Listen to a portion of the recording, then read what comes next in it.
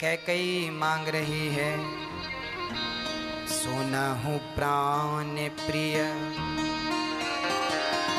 भावत जी का, देहो एक बर भर तहि टीका। सुनहु प्राण प्रिय भावत जी का, देहो एक बर भर तहि टीका। मांगऊ दूसर बर कर जोरे, पूरे वहु नाथ मनोरथ मोरी। कैकई ने कहा, अच्छा कैकई ने दो वरदान दशरथ जी से उधार कब के हैं? एक बार दशरथ जी युद्ध करने गए तो दशरथ जी के संग कैकई भी थी, और दुष्टों के प्रहार से दशरथ जी के रथ का पहिया निकलने वाला था। तब कैकई माँ ने अपनी उंगली डाल दी थी, उंगली डाल दी तो पहिया निकला नहीं, युद्ध जीत गए। युद्ध नहीं, पहिया निकल जाता, रथ गिर जाता तो युद्ध हार जाते। तब दशरथ जी ने देखा कैकई आपकी उंगली लहू लुहान है, क्या हुआ? बोले ये रथ का पहिया निकलने वाला था तो मैंने कील की जगह उंगली डाल दी। तब दशरथ जी प्रसन्न हो गए, तुमने प्राण बचाए हैं, तुम मुझसे वरदान मांगो, जो मांगोगी मैं तुम्हें 2 वरदान देने का वचन देता हूं। जो वरदान प्राण बचाने के लिए लिए थे, उन्हीं 2 वरदानों से कैकई ने दशरथ जी के प्राण ले लिए। हाँ, ले लिए। कैकई ने दूसरा पहला वरदान मांगा, राम सुनो, हमारे बेटे भरत को आप अयोध्या का राजा बनाइए, सा सम्मान राजा बनाइए, और पगड़ी हमारे पुत्र के सिर पर पहनाइए। और राम को तापस वेश विशेष उदासी, 14 वर्ष राम वनवास, 14 साल के लिए राम को वनवास भेज दो। जब 14 वर्ष के लिए वनवास सुना, दशरथ जी धड़ाम से नीचे गिर पड़े। क्या कह रही हो कैकई? होश में तो हो, जानती हो तुमने क्या कह दिया है? दशरथ जी रोने लगे, कैकई मैं अभी भरत को राजा बनाए देता हूं, तुम ये मत सोचो कि वो ननिहाल चला गया तो मुझे प्रिय नहीं है, मैं उसे अभी राजा बना दूंगा, सारी संपत्ति दे दूंगा। भरत के मन में ऐसा कोई भाव नहीं है, पर तुम क्यों ऐसा भाव बिगाड़ती हो? राम को वनवास ना भेजना कैकई, नहीं तो मेरे प्राण रह ना पाएंगे। दशरथ जी को लग रहा था कि ये कैकई मजाक कर रही है। संभल कर दशरथ जी ने कहा, देवी चलो हो गया मजाक, अब तुम बड़ी प्रसन्न होती थी कि राम को राजा कब बनाओगे, आज तुम्हें मैं संदेशा देने आया हूं। कैकई बोली, मैं मजाक नहीं कर रही हूं, राम को वनवास भेज दो, यदि राम वनवास नहीं गए तो मेरे प्राण निकल जाएंगे। होत प्रातु मुनि वेश धरी, जो न राम बन जाहि, मोर मरण राउर अजस नृप समुझिय मन माहि। यदि राम वनवास नहीं गए तो कैकई मर जाएगी। और दशरथ जी ने भी कह दिया है, कैकई यदि राम वनवास गए तो सुनो, जीवन मोर राम बिनु नाही। दशरथ जी कह रहे हैं, प्राण पांव पकड़ के कह रहे हैं, पांव पकड़ लिया राम जी ने, दशरथ जी ने कैकई माँ के, और कहा सुनो देवी, मैं तुम्हारे पांव पकड़ के कहता हूं, राम को वनवास ना भेजो, मैं मर जाऊंगा।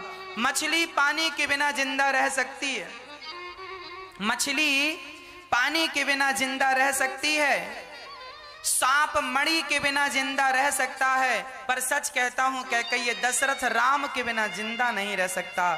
धन्य है ये दशरथ जी जो राम के बिना जिंदा नहीं रहते। राम से इतना प्रेम कौन करता होगा? दशरथ जी करते हैं। जीवन मोर राम बिनु नाही। पर कैकई कहती है, पहले तो बड़ी डींगे मार रहे थे प्राण जाए पर वचन न जाए, और अब देने की बात आई तो मुकर गए। ऐसा कहाँ होता है कि गाल भी फुला लो, ठहाका भी लगा लो, अपने आप को दानवीर भी कहलाते हो और कंजूसी भी करते हो। देखो कैकई आज मानो साक्षात निष्ठुरता प्रतिमूर्तिमान कैकई बन के खड़ी हैं और आज वह ऐसी कड़वी और कठोर बात कह रहे हैं। तब तो कह रहे थे मांग वरदान मांग, अब मांगा तो चुप हो गए। रोने दशरथ जी रोने लगे तो कहने लगे स्त्रियों की तरह आंसू ना बहाओ, तुम्हारे ऐसे कामों से हम तुम्हारे बस में होने वाली नहीं। क्या क्या ना कहा कैकई ने, पर धन्य है दशरथ जी, राम के बिना जीवन नहीं है, राम जी के बिना मैं जी नहीं सकता। मूर्छित होकर गिर गए। रात बीत गई मनाते हुए कहते हुए। सुबह हुई, सुमंत्र जी तुरंत गए, देखा दशरथ जी राजमहल में नहीं, पता चला कैकई जी के भवन में हैं। जाकर देखा दशरथ जी मूर्छित पड़े। कैकई ने सुमंत्र जी से कहा जाओ राम को लेकर आओ, इनकी समस्या का समाधान वही करेंगे। अच्छा, राम जी का सवेरे सवेरे अभिषेक हो रहा था, आज राजा बनना था ना, आज राज सिंहासन पर बैठना था ना। राम जी बड़े प्रसन्न थे और अभिषेक चल रहा था, भगवान का अभिषेक करा रहे थे, सातों समुद्र के जल से अभिषेक करा रहे थे। तभी सुमंत्र जी ने कहा पिताजी के पास चलना है। राम जी तुरंत उसी हाल में, चलो एक पिता की आज्ञा है, चलो। तुरंत राम जी पिता के पास चल पड़े और जब जाकर देखा तो पिता मूर्छित पड़े थे, मूर्छित पड़े थे, आंखों में आंसू थे। राम राम कहकर जमीन में अचेत श्री दशरथ जी महाराज पड़े और राम राम कहते हुए दशरथ जी को लगने लगा कि राम चले गए तो फिर मेरा तो जीना व्यर्थ है, मेरे सिर पर तो काल मंडरा रहा है। अब राम राम कहकर अचेत होकर गिर पड़े। तब राम जी पहुंच गए। राम जी ने देखा पिताजी के कपड़े बिखरे पड़े हैं, बाल बिखरे पड़े हैं, जमीन पर अस्त व्यस्त लेटे हैं पिताजी। राम जी तुरंत दंग रह गए, पिताजी को क्या हुआ? अच्छा जो माता थी, माता बड़ी सजी सवरी खड़ी थी। तो राम जी ने माँ से कहा माँ ये पिताजी क्यों परेशान हैं? पिताजी के दुख का कारण क्या है? वो तो कुछ बोल नहीं पा रहे हैं। माँ आप ही बताओ ये कैसे दुखी हैं और इनके दुख का समाधान क्या है? तब कैकई ने निष्ठुरता से कह दिया कि राम कोई बहुत बड़ी बात नहीं है, देन कहीं कीन मोही दुई वरदाना, मांग्यूं जो कछु मोही सुहाना। इन्होंने मुझे 2 वरदान देने को कहा था और मैंने 2 वरदान मांग लिया, जो मुझे अच्छा लगा मैंने मांग लिया। माँ आपने क्या मांगा है? बेटा राम मैंने मांगा है कि राम को वनवास 14 साल, तुम वनवास जाओ 14 साल के लिए और भरत को राजा बनाया जाए। राम जी से कैकई ये सब कहती जा रही हैं और राम जी मुस्कुराते हुए माँ की आज्ञा सुन रहे हैं। और राम जी ने जब सुना सारी बातें, तब राम जी ने दशरथ जी को उठाकर अपनी गोद में सिर रख के कहा, सिर पे हाथ रखते हुए, पिताजी इतनी सी छोटी सी बात के लिए आप इतने परेशान हो रहे हैं? अरे माँ ने आपने मुझे 14 साल के लिए वनवास भेजा है, तो इसमें आप परेशान ना होइए, आपका बेटा आपकी आज्ञा का पालन जरूर करेगा। यहां राम जी ने क्या बढ़िया बात कही। राम जी ने कहा कि सोनो जननी सोई सुत बड़ भागी, जो पितु मात बचन अनुरागी। वही बेटा धन्य है जो अपनी माता और पिता की आज्ञा का पालन करता। राम जी कह रहे हैं वही बेटा धन्य है जो अपनी माता और अपने पिता की आज्ञा का पालन करता है। पिताजी आप चिंता ना कीजिए, 14 साल के लिए तो क्या, आपने जन्म जन्म के लिए मुझे जीवन भर के लिए भेजा होता तो मैं चला गया होता, इस छोटी सी बात के लिए। अच्छा कैकई बड़ी प्रसन्न हो गई। कैकई को लग रहा था कहीं मामला बिगड़ ना जाए, पर राम जी की सरलता सहजता देख के, अरे राम हमें तुमसे यही अपेक्षा थी, यही उम्मीद थी कि तुम अपने पिता और अपनी माँ की बात कभी काटोगे नहीं। हाँ माँ मैं आपकी बात कैसे काटता, धन्य होते हैं वो बेटे जिन्हें अपने माँ बाप की सेवा करने का अवसर मिलता है। अभागी हैं वो जो अपने माँ बाप की सेवा नहीं कर पाते। इसीलिए जिनके माता पिता हैं, मैं प्रार्थना करता हूँ अपने माँ की बहुत सेवा कीजिए, अपने पिता की बहुत सेवा कीजिए। माँ की आंखों में कभी आंसू मत आने दीजिए। माँ तो ममता की प्रतिमूर्ति है, माँ की आंखों में कभी आंसू ना आए, इसका ख्याल हर बेटे को रखना चाहिए। धन्य है राम की भगवान होकर भी उन्होंने अपनी माँ की आज्ञा का उल्लंघन नहीं किया। जब भगवान अपनी माँ की आज्ञा का उल्लंघन नहीं करते तो हम कौन होते हैं अपनी माँ की आज्ञा का उल्लंघन करने वाले। इसीलिए हर बेटे से मेरी प्रार्थना हाथ जोड़कर है, आप अपनी माँ की इतनी सेवा करें, इतनी प्रसन्नता दें कि उन माँ को खुशी के आंसू आंखों से निकल आए और राम राम से आशीर्वाद निकले कि मेरे बेटे जैसा भगवान सबको बेटा देना, मेरे बेटे जैसा भगवान सबको बेटा देना। भक्तों, जब बहुत सारे बच्चे अपनी माँ को घर से निकाल देते हैं ना, तब वो माताएं यहाँ गौरी गोपाल वृद्धाश्रम में आती हैं और उन माँओं की सेवा करने की जिम्मेदारी हमारी बन जाती है। इसीलिए हम आपसे प्रार्थना करते हैं, यहाँ गौरी गोपाल वृद्धाश्रम वृंदावन में है। गौरी गोपाल वृद्धाश्रम में ये दास अनिरुद्ध लगभग 160-65 माताएं हैं। 160 माताएं, 165 माताएं गौरी गोपाल वृद्धाश्रम में प्रेम पूर्वक रह रही हैं और इन सभी माताओं को यहाँ बड़ी श्रद्धा, बड़ी प्रेम से रखा जाता है। आपसे केवल इतनी प्रार्थना है कि इन रोती हुई माओं का आप ही दर्द नहीं समझेंगे तो दर्द कौन समझेगा। आप ही पीड़ा नहीं समझेंगे तो इनकी पीड़ा भला कौन समझेगा। इसीलिए इन माओं के लिए एक ये गौरी गोपाल वृद्धाश्रम पूरा पैक हो गया है माताओं से। एक बड़ा आश्रम बनाने की जरूरत है जहां पर 1000 माताएं एक साथ रह सकें। इनके लिए आप एक कमरे का छत की सेवा कर सकते हैं, एक कमरा बनाकर इन माओं को भेंट कर सकते हैं। आपका दिया हुआ एक छोटा सा सहयोग इन माओं को हंसी खुशी प्रदान करेगा। ये वही माएँ हैं जिनके अपने बच्चों ने घर से निकाल दिया है। सबके होते हुए भी, आज बच्चों के होते हुए भी ये माँ परेशान है, दुखी है। क्या बच्चों का कर्तव्य नहीं है कि वो अपनी माँ का हालचाल पूछें? अरे आप बहुत पैसा कमाएं, बहुत धन कमाएं, पर इस व्यस्त भरी जिंदगी में यदि थोड़ा सा समय निकालकर माँ के पास चले जाएं और जरा सा हाल चाल पूछ लें, माँ तुम्हें क्या तकलीफ है, क्या कमी है, तो तुम्हारा क्या घट जाएगा। आज हम देखते हैं गौरी गोपाल वृद्धाश्रम में जो माताएं आती हैं ना, उन्हें बच्चों का फोन भी नहीं आता कि माँ तुम कहाँ हो, कैसी हो। अरे जरा बच्चे 1 घंटे के लिए माँ की नजरों से ओझल हो जाए ना तो रो रो करके घर भर देते हैं। माँ रो रो के घर भर देती है, पर ये माँ, इन माँओं की पीड़ा, इन माँओं का दर्द भला बच्चे कैसे समझेंगे। आज फिर हम आपका परिचय एक माँ से करा रहे हैं। वही माँ जिन माँओं को बच्चों की जरूरत है पर वो बच्चे अपना कर्तव्य नहीं पूरा करते, माँ की सेवा नहीं करते। मैया आप कहाँ से आई हैं? शिवपुरी।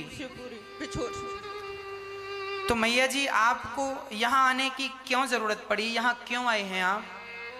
लड़का बहू खाने को नहीं देते। लड़का बहू खाने को नहीं देते? हाँ।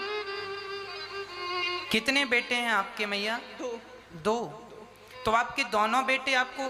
एक इंदौर में रहता है छोटा वाला। हाँ। वो प्राइवेट नौकरी है तो उसको छुट्टी नहीं मिली, 7 महीने हो गए बुलाते बुलाते, वो भी नहीं आया।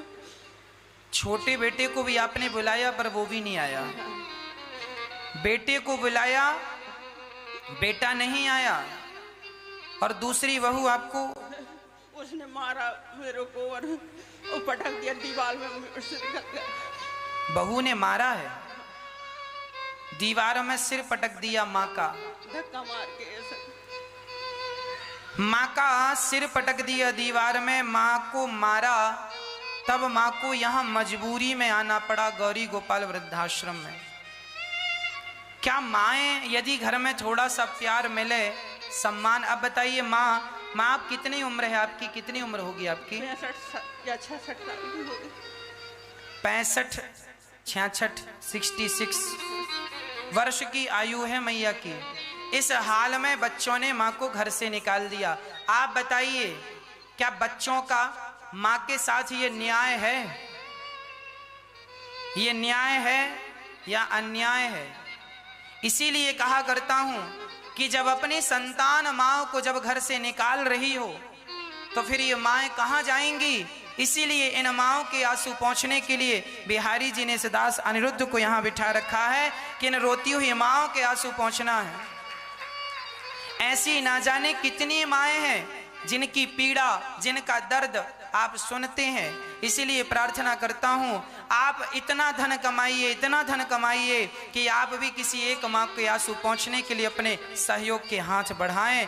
आप सभी के दान के बल पर यहाँ पर 1000 माँओं की सेवा का हम सपना देख रहे हैं और 165 माताएं यहाँ रह रही हैं। केवल आप किसी एक माँ का सहारा बन जाते हैं ना। देखिए, यदि कोई हाथ माँ को घर से निकालने के लिए बढ़ रहा है तो कोई तो हाथ हो जो इन माँओं को थामने के लिए आगे बढ़े। कोई तो हाथ ऐसे हो जो इन माँओं के आंसू पहुँचने के लिए आगे बढ़े। मुझे विश्वास है कि आपके ये जो हाथ हैं, आप जरूर इन माँओं के आंसू पहुँचने के लिए, इन माँओं को थामने के लिए जरूर आपके हाथ आगे बढ़ेंगे। आज गौरी गोपाल वृद्धाश्रम में बड़े न्यूज चैनल वाले लोग आए थे और उन्होंने माँओं का दर्शन किया। माँओं से पूछा कि यहाँ क्या व्यवस्था है, और वो न्यूज चैनल वाले भाई ने हमसे कहा, महाराज जी, इससे बड़ा काम, इससे बड़ा धर्म, इससे बड़ा पुण्य इस सृष्टि में कोई है ही नहीं। इन माँओं के आंसू पहुँचने से बड़ी सेवा, इन माँओं का सहारा बनने से बड़ा धर्म और क्या है। मेरा तो एक ही धर्म है, इन माँओं की सेवा करना। इसीलिए आपसे प्रार्थना करता हूँ, इन माँओं के दर्द को जरूर समझिएगा। और मैया जी, आप यहाँ अपनी मर्जी से आई हैं? हाँ, गुस्सा निकाले आई। तो आज से आपका एक बेटा ये अनिरुद्ध है, और आप कभी ये ना कहिएगा कि आपके अब 2 बेटे हैं। आप हमेशा ये कहिए आपके 3 बेटे हैं, एक बेटा अनिरुद्ध है आपका। हम जब तक सांस रहेगी तब तक आपका बेटा बन के अपने कर्तव्य को पूरा करेंगे और सदा इन माँओं की सेवा के लिए तत्पर हैं। हम सदा इन माँओं की सेवा के लिए खड़े हैं। इन माँओं के दर्द को हम जितना कम कर सकते हैं, जब हम और आप इनके दर्द को कम करेंगे ना, तो भगवान हमारी पीड़ा, हमारे दर्द, हमारे पाप जरूर कम करेंगे। इसीलिए आप देखिए, 2 बच्चे एक माँ की सेवा नहीं कर पा रहे हैं, 4 बच्चे एक माँ की सेवा नहीं कर पा रहे हैं। मैं तो बड़ा भाग्यशाली हूँ। आपकी तो एक ही माँ हुआ करती है, मेरी तो लगभग हजारों माएँ हैं। आगे चल के अभी 165 हैं, आगे हजारों माएँ होंगी, 1000 से भी ऊपर माएँ होंगी। तो इन माँओं का आशीर्वाद, इन माँओं की कृपा जब है तो फिर आप सभी का सहयोग है। तो मैं ये सेवा निरंतर इन माँओं की सेवाओं से जुड़ा हूँ। और आप सभी, मैया आप बैठिए और आनंद के साथ अपना बचा हुआ जीवन बिहारी जी के चरणों में समर्पित कीजिए। आप सभी की सेवा के लिए ये 135 करोड़ भारतवासी आप सभी माँओं के आंसू पहुँचने के लिए बैठे हैं। आप सभी माँओं की आंखों में आंसू ये नहीं आने देंगे। आओ हम सब इन माँओं की सेवा करें और बच्चों को प्रेरित करें कि बेटा तुम भी अपनी माँ की सेवा करो, तुम भी अपनी माँ की सेवा करो। कभी अपनी माँ के साथ बुरा व्यवहार नहीं करना चाहिए और खूब प्रजा का पालन करो। राम जी ने कहा, माँ मैं राजा बनूंगा नहीं, मैं राजा बन गया। अच्छा, कैसे राजा बन गए? कहाँ के राजा बन गए? बोले, पिता दीन मुहि कानन राजू, पिता ने मुझे जंगल का राजा बना दिया। अब मुझे अयोध्या जरा छोटी थी, जंगल ज्यादा बड़ा है, पिता ने मुझे बड़ा राजा बनाया है। जब माँ कौशल्या को संपूर्ण समाचार मिला, माँ कौशल्या के तो पांव के नीचे से मानो जमीन खिसक गई। रोने लगी माँ, रोने लगी माँ कौशल्या। और श्री राम को हृदय से लगा लिया माँ कौशल्या ने, हृदय से लगा लिया माँ ने। राम क्या तुम सचमुच हमें छोड़कर जाओगे? अच्छा, कैकेयी माँ ने कह दिया राम वनवास जाओ, कौशल्या माँ ने एक बार भी नहीं कहा कि राम तुम वनवास। कौशल्या भी तो कह सकती है मेरा बेटा है, क्यों जाए वनवास। चाहती तो माँ कौशल्या विरोध कर सकती थी। जानते हो क्यों नहीं किया? माँ कौशल्या इतनी महान माता हैं, वो कहती हैं कि यदि मैंने ये कह दिया कि वनवास मत जाओ तो पति की आज्ञा है कि वनवास जाओ, और मैं पति की आज्ञा के विरुद्ध जाऊंगी तो मेरा पातिव्रत धर्म नष्ट हो जाएगा। कैसी पतिव्रता नारी थी माँ कौशल्या। अपने पुत्र को विदा कर दिया वनवास के लिए, एक बार भी रोका नहीं। क्यों? कहीं मेरा पातिव्रत धर्म नष्ट ना हो जाए।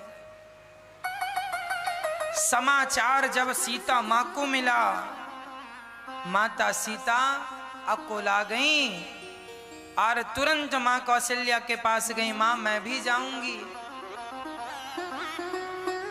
तुम मत जाओ सीता, तुम्हारे जाने से तो हम सब प्राण ही त्याग देंगे, मर जाएंगे तुम्हारे बिना, तुम तो मत जाओ। सीता मां बोली यदि मैं नहीं गई तो मैं मर जाऊंगी। लक्ष्मण जी को पता चला, तुरंत अपनी मां से आज्ञा लेने गए।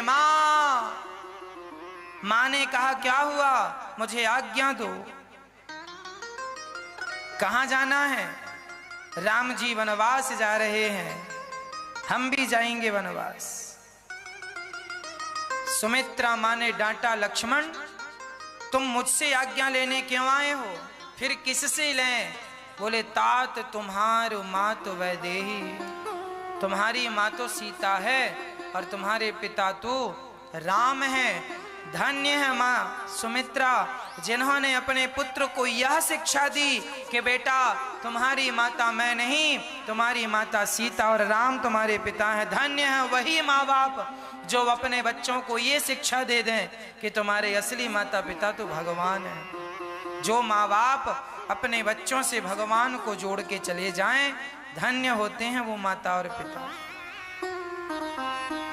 अब तो भगवान श्री राम के पास लक्ष्मण और सीता आई और जब जाने लगी तो आखिरी बार माँ कैकेयी और दशरथ जी से आज्ञा लेने गए।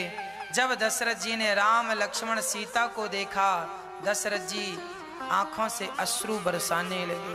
बेटा राम मुझे छोड़कर मत जाओ, तुम्हारे पिता जिंदा नहीं रह पाएंगे। पिताजी 14 वर्ष की बात है और आप जैसे धर्म धुरंधर को, सत्यवादी को ऐसा शोभा नहीं देता। पिताजी चलो राम, कम से कम सीता बेटी को तो रहने दो। सीता जी बोली मैं जीवित नहीं रह पाऊंगी पिताजी, राम के बिना मैं जिंदा नहीं रह सकूंगी। जाने लगे तो मंथरा ने कहा ये कपड़े पहनकर कहां जा रहे हो? ये कपड़े तो उतार दो। राजसी वस्त्र उतार लिए कैकेयी और मंथरा ने, कपड़े भी उतार लिए, आभूषण भी उतार लिए माता सीता के। तुम्हें जंगल में इनका क्या काम? उतार लिए।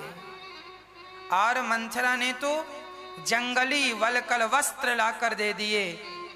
सीता जी ऐसी माँ थी, सीता जी को जंगली कपड़े वो वलकल वस्त्र पहनना नहीं आया। सारे लोग खड़े थे, राम जी ने तो पहन लिया, अपना वनवासी वेश बना लिया, पर विडंबना तो माता सीता की थी, उन्होंने कभी ऐसे कपड़े नहीं पहने।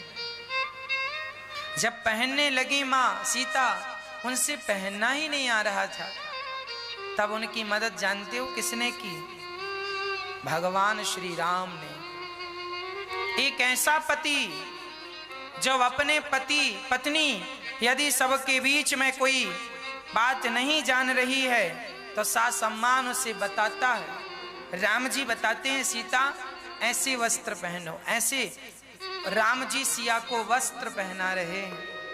और राम जी पिता को प्रणाम करके, माँ कैकेयी को प्रणाम करके, और तीनों जब चले, रामचरितमानस में लिखा है कि दशरथ जी तड़पने लगे। राम, ये कथा टीवी से कट जाएगी, आगे राम वनवास, राम जी को हम श्रृंगवेरपुर तक पहुंचाएंगे। आज टीवी पर से कट जाए तो आगे की थोड़ी सी कथा अपने मोबाइल पर, यूट्यूब पर अनिरुद्धाचार्य जी डालिए और उस चैनल के माध्यम से आप आगे की कथा देखिएगा। हाँ, चैनल अनिरुद्धाचार्य के नाम से है, लाल बटन होगी नीचे, जरूर सब्सक्राइब कीजिएगा। और जब राम जी चले तो तीनों, राम लक्ष्मण सीता तीनों कौशल्या माँ को प्रणाम करने गए। माँ ने जब सिया को देखा, सिया को देखते ही माँ कौशल्या मानो प्राण निकल जाएंगे, ऐसी स्थिति उत्पन्न हो गई। सिया, तुम तो ऐसे ना जाओ, ऐसा रूप तुम्हारा तो हमें अच्छा नहीं लग रहा है। सारी नगरी में हल्ला हो गया, सारी नगरी में कैकेयी माँ की लोग आलोचना करने लगे। क्या ठाना इसने मन में कि राम जी को वनवास भेज दिया। राम जी, सुमंत्र जी को दशरथ जी ने बुलाया, यहाँ आओ सुमंत्र जी, जाओ रथ तैयार करो, और रथ पर राम सीता लक्ष्मण को 4-7 दिन घुमाना, 14 दिन घुमाना वनवास, और जल्दी से वापस लेकर आना। मैं तब तक अपने प्राणों को बचा के रखूंगा, इस उम्मीद से बचा कर रखूंगा कि शायद मेरे राम लौट करके आ जाएं। राम जी जब चले, सारे प्रजा, जो हाल कृष्ण के जाने पर गोपियों का था, वही राम के जाने पर अवधवासियों का था। सारे अवध के लोग सामने आकर खड़े हो गए, राम हमें छोड़कर मत जाओ, राम हमें छोड़कर मत जाओ। और राम जी जब चले, सारी प्रजा पीछे पीछे चलने लगी। राम जी चलते चलते चलते सारी प्रजा को लेकर, कोई साथ छोड़ने को तैयार नहीं। भगवान श्री राम चलते चलते अयोध्या के पास तमसा नदी थी, तमसा नदी के पास राम जी ने पहली रात विश्राम किया। और वहीं सारे लोग, राम जी की अयोध्या से लोग आए, स्त्री पुरुष बच्चे सबकी सब थे। राम छोड़कर मत जाओ, तुम्हारे बिना कैसे जी लगेगा। कितना प्यार करती थी राम जी की प्रजा, सब प्यार करते थे। एक मंथरा और एक कैकेयी को पता नहीं क्या हो गया, जो सबकी आंखों के तारे थे वही कैकेयी की आंखों में खटकने लगे। तब से आज तक किसी बाप ने अपनी बेटी का नाम कैकेयी नहीं रखा। क्यों नहीं रखा? राम जी के विरोध करने वाली कोई भी हो, उनका नाम लेना भी लोग पसंद नहीं करते।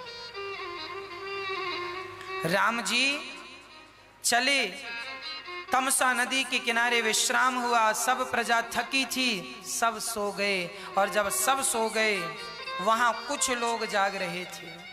एक लक्ष्मण जी जाग रहे थे, एक सीता जी जाग रही थी, एक सुमंत्र जी जाग रहे थे, और रथ पर जुते हुए वो घोड़े जाग रहे थे। बाकी सब सो गए। जब सब सोए तो राम जी सबको सोता हुआ छोड़कर रथ पर उन्हीं को बिठाया जो जाग रहे थे। आज सीता जी भी सो गई होती ना, सच कहता हूं, राम जो सीता जी को भी छोड़ के चले जाते। राम जी ने सुमंत्र जी से कहा, रथ तैयार कीजिए। राम लक्ष्मण सीता बैठे और रथ ले जाकर सीधा श्रृंगवेरपुर की ओर चल पड़े। राम जी जंगल में, लक्ष्मण जी ने कहा, प्रभु आपने सारी प्रजा को सोता हुआ छोड़ दिया, यदि आज मैं सो गया होता तो आप मुझे भी छोड़ देते। राम जी बोले, जो सोवत है वो खोवत है। इसीलिए लक्ष्मण जी ने प्रतिज्ञा की कि पिता भैया जी लक्ष्मण जी ने कहा, आज के बाद जब तक आपकी सेवा में रहूंगा मैं प्रतिज्ञा करता हूं कि मैं सोऊंगा नहीं। और तब से लेके लक्ष्मण जी 14 साल तक सोए नहीं, इस डर से नहीं सोए कि कहीं मैं सो गया तो राम जी मुझे छोड़कर न चले जाए। धन्य है ऐसी भक्ति और धन्य है ऐसा प्रेम। प्रिय भक्तों, राम जी श्रृंगवीरपुर पहुंचे, जहां भगवान का स्वागत निषाद राज ने किया। निषाद ने भगवान का स्वागत किया और भगवान को कंद मूल फल खिलाए। भगवान से कहा चलो हमारे गांव में कुछ दिन रह लो। राम जी बोले पिता की आज्ञा है, मैं गांव में नहीं रहूंगा। जंगल में वहीं एक वट वृक्ष था, उसके नीचे घास का बिछौना बिछाए और घास के बिछौनों में रघुनाथ जी सोने लगे। है ना? लक्ष्मण जी पहरा दे रहे हैं रात्रि को। सारे निषाद राज के यहाँ सब लोग दर्शन करने राम जी का आए और राम जी का दर्शन करके राम जी आज घास के बिछौनों पर सो रहे हैं कि प्रणय अपने पिता का करने को, प्रणय अपने पिता का करने को श्री राम अयोध्या छोड़ चले। श्री राम अयोध्या छोड़ चले। प्रणय अपने पिता का करने को, प्रणय अपने पिता करने को श्री राम अयोध्या छोड़ चले। श्री राम अयोध्या छोड़ चले। घासों के बिछौनों में सोने को, घासों के बिछौनों में सोने को, मखमल का बिछौना छोड़ चले। मखमल का बिछौना छोड़ चले।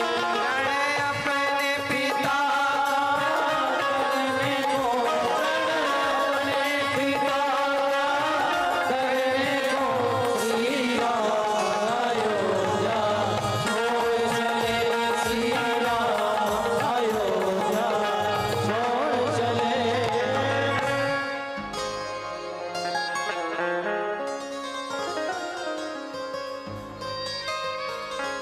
राम जी श्रृंगवीरपुर में एक सुंदर से वृक्ष की छांव में विश्राम कर रहे हैं।